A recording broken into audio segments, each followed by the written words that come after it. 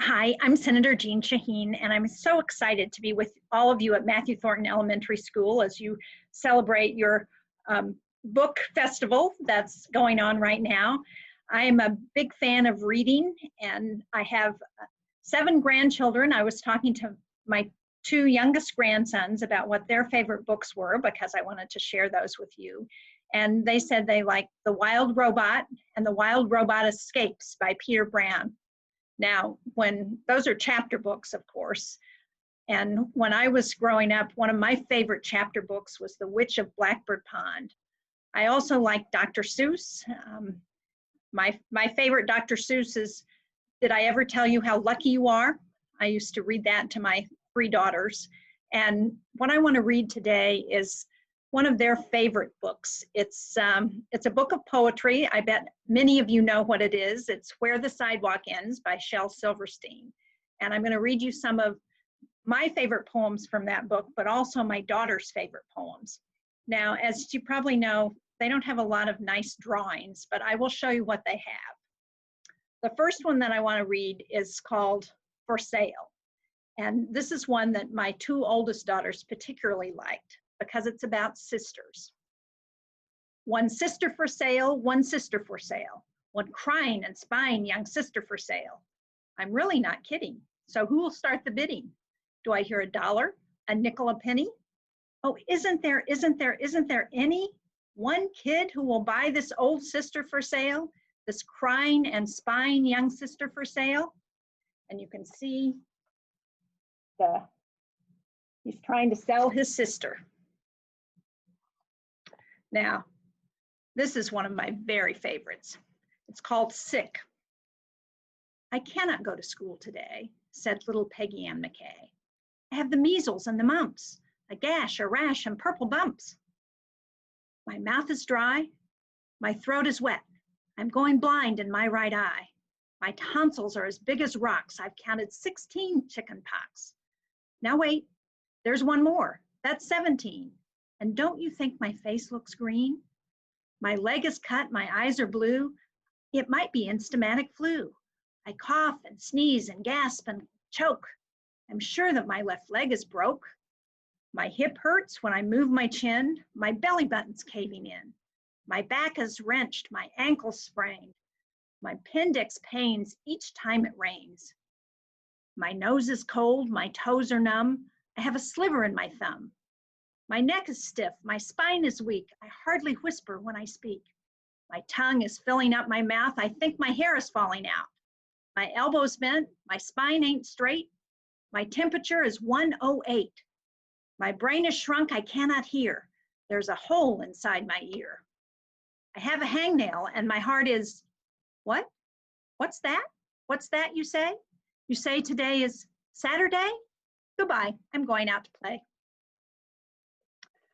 I bet some of you have felt like that sometimes. You don't want to get up, you don't want to get out of bed, you don't want to go to school, and then you find out it's the weekend and you can go out and play. This is a short one, but it's one that I think is kind of fun because it's one you can remember really easily. You can see there is Lazy Jane. She's lying down. Lazy, lazy, lazy, lazy, lazy, lazy Jane. She wants a drink of water. So she waits and waits and waits and waits and waits for it to rain. That's an easy one to remember.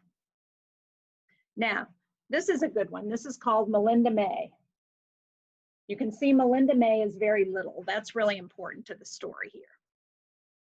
Have you heard of tiny Melinda May, who ate a monstrous whale? She thought she could. She said she would. So she started in right at the tail. And everyone said, "You are much too small." But that didn't bother Melinda at all. She took little bites and she chewed very slow, just like a good girl should. And in 89 years, she ate that whale because she said she would. So you can see how old Melinda May got while she was eating that whale. But that's a really big whale. Now, this is another one of my favorites. It's called Sarah Cynthia Sylvia Stout Would Not Take the Garbage Out. Sarah Cynthia Sylvia Stout would not take the garbage out. She'd scour the pots and scrape the pans, candy the yams and spice the hams. And though her daddy would scream and shout, she simply would not take the garbage out. And so it piled up to the ceilings. Coffee grounds, potato peelings, brown bananas, rotten peas, chunks of sour cottage cheese.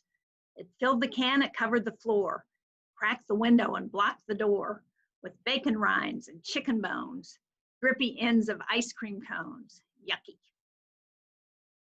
Prune pits, peach pits, orange peel, floppy lumps of cold oatmeal, pizza crusts and withered greens, soggy beans and tangerines, crusts of black-burned buttered toast, grisly bits of beefy roast.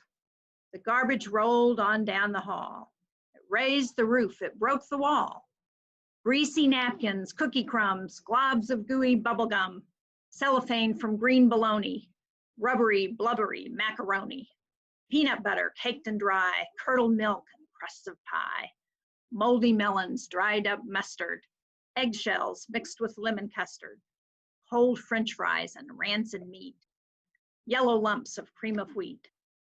At last, the garbage reached so high that finally it touched the sky, and all the neighbors moved away, and none of her friends would come to play. And finally, Sarah Cynthia Sylvia Stout said, "Okay, I'll take the garbage out." But then, of course, it was too late. The garbage reached across the state, from New York to the Golden Gate, and there in the garbage she did hate. Poor Sarah met an awful fate that I cannot right now relate, because the hour is much too late. But children, remember, Sarah Stout, and always take the garbage out. Boy, that sounds pretty awful. Couldn't you just imagine all of that awful garbage in your house going down the hall and out the door?